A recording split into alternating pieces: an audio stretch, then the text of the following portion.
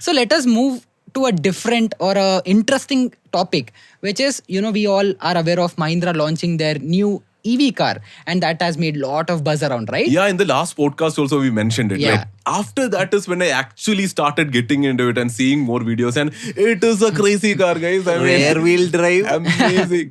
great power, Yeah. low price. Looks amazing, so futuristic. Yeah, I think this is what Elon Musk would have wanted for his Tesla Cybertruck. Absolutely. Look. Absolutely. The EV car market is going places with the Tata Curve, I guess. Curve, Yeah, that model looked crazy, and I thought what Lamborghini. can be even better. Now the Mahindra model is even looking better, so looking very interesting. Sorry to cut you, please. Yeah, absolutely. So they came out with the car with the model name as BS6E. Yes. So BE6E. Oh, sorry. So be sexy. That's what they meant. Be sexy, so be sexy. Yeah. So when you make lot of noise around, right? So there could be some other issues also that can come out when somebody is growing, somebody is there to pull you down, and that is where actually Indigo stepped in and said, "Hey Mahindra, you stole our name. You stole our 6E." Yeah, where yeah. you see that, right? Whenever you see a Indigo flight, it is all start with 6E. Correct. So that is their trademark. That is their identity for their aircraft. So 6E is a flight code. It is an international flight code which was assigned to Indigo, Yeah. and they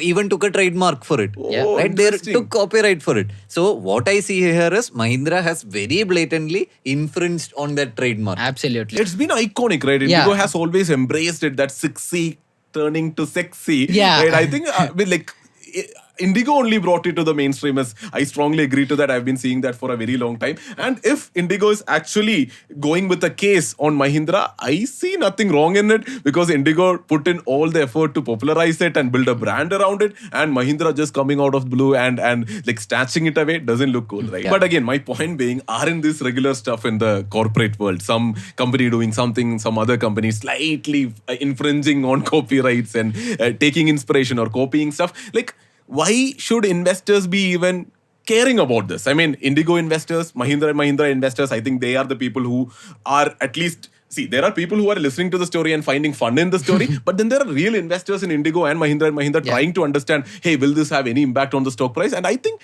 what impact would it even have? This is just another story which will just play out, right? It is just not another story, right? If things go actually bad, Indigo goes to a length, then they can actually give a penalty to Mahindra that you took our name and you defamed our, or you diluted our trademark or our legacy, and they can actually fine Mahindra, and probably As in the court could penalize. Mahindra, and they could be in a situation where they have to pay thousands of crores or in fines. Has And it happened? absolutely, right? We have seen that happening earlier also. 2008 or around that, there was an actual very big case between Adidas and Payless Shoe. I hope you know about the Yes, Payless I shoes, have right? seen Payless shoe stores. Yeah. I think they are in India. Yeah. Sure. Maybe abroad, but I have seen them. Case was in the US, I'm So guessing. case Orange color is what Payless Yeah. plays. So they have a shoe manufacturing company. They make shoes and everything.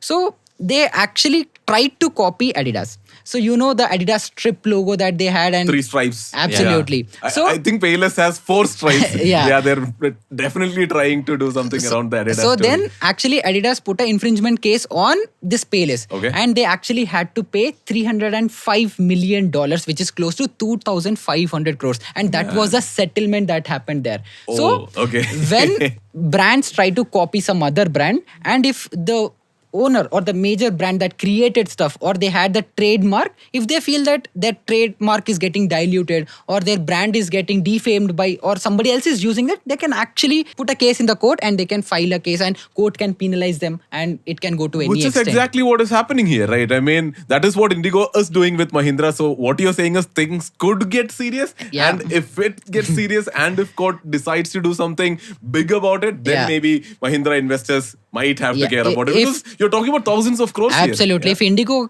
actually goes to the court and says that they have defamed our logo or our trademark and everything, what if they put a case for some 10,000 crores or 20,000 crores fine? Then I it's a don't know, huge man. dent on Mahindra, right? Yeah, the story you said happened in the US and we are here in India, and I'm not really sure about what could happen in the courts here. And also Payless's infringement looked more serious. They put that same logo on shoes. Yeah. Very well knowing that people will Oh. anyway mistake the brand. Yeah. Right? So it's like Mahindra starting an airlines and then putting Yes. 60 there would have been like similar to the Similar. story. But Yeah. I get the point. Thousands of crores is definitely not small money. Yeah. And Yeah. if it comes any company for that matter, even if they're making any kinds of revenue, it would definitely be a hit. So that's where I think this is only part of the entire picture. Mahindra is a repeat offender in my opinion. I mean, everyone makes fun of them for copying Thar, right? I mean, Thar is copied man. from Wrangler. Remember that day we came out of the office and there was a car written Jeep Rubicon and you were like, hey, there is a Jeep Rubicon there. Yeah. And we walked till there and it turned out to be a Thar. Mahindra. Yeah. Modified Thar. Yeah, modified Thar. So that's one of the earliest examples of Mahindra. We'll get to that. That's an interesting story in itself.